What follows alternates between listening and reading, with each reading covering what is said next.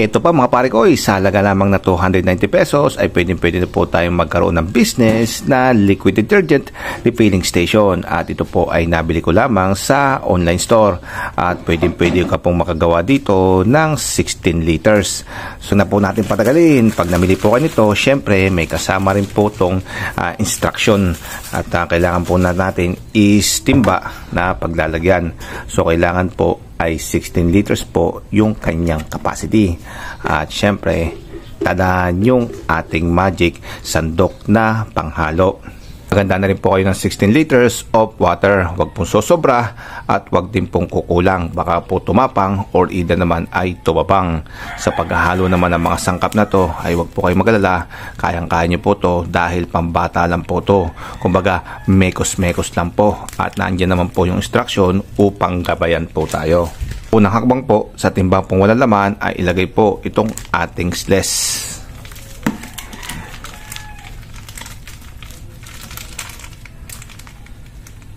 Then, sunod po natin dito ay itong asin. Ayan.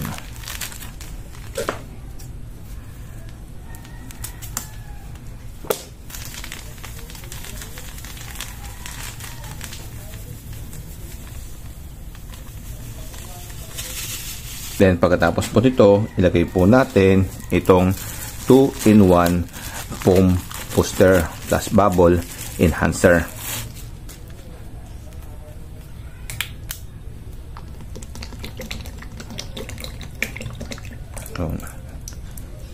At saka po natin ito haluin. Haluin na po natin ito hanggang maging paste po yung kanyang itsura. At pag paste na po yung kanyang itsura, ito, pwede na po tayo dito maghalo ng 1 litrong tubig. So po tayo 1 litro at saka po natin ilagay dito. At haba pong nilalagyan natin ng tubig ay diretso pa rin po yung ating paghalo. Halo po kayo ng halo at sabayan nyo rin po ng paglalagay ng tubig. So 1 litro lang po ng 1 litro ang buhos. So continuous lang po yung halo-halo hanggang maubos po natin itong 16 liters of water.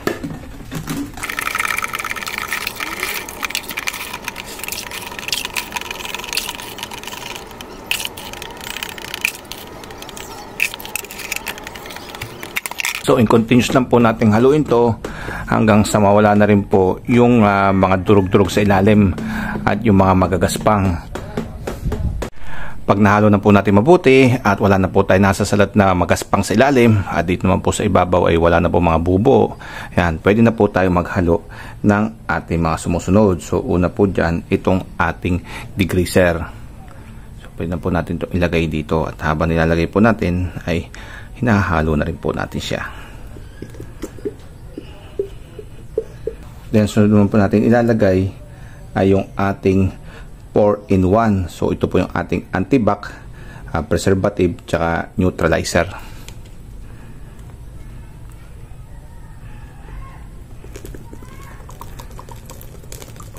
Then sunod po naman natin dito ay yung ating stain remover. So ito po yung kulay puti. So haluin muna po natin. Mix shake mo muna po natin para mawala po yung kanyang bubo. Saka po natin siyang ilagay na rito.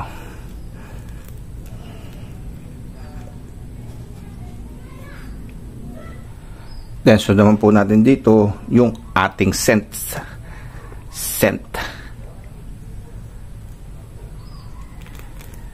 Yun.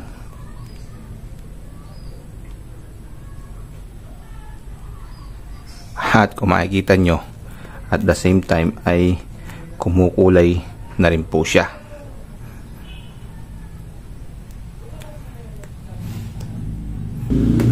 Tandaan dito rin po to, ilagay na rin po natin yung ating colorant.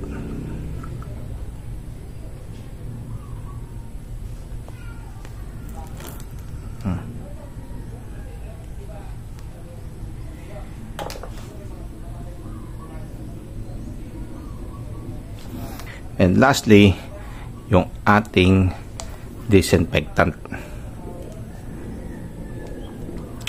Then, anong po susunod na gagawin natin dito? So, mix po yan. So mekos lang muna po tayo hanggang sa mag-even na po yung ating mga pinaghalo rito. So amoy na po siya yung ating liquid detergent.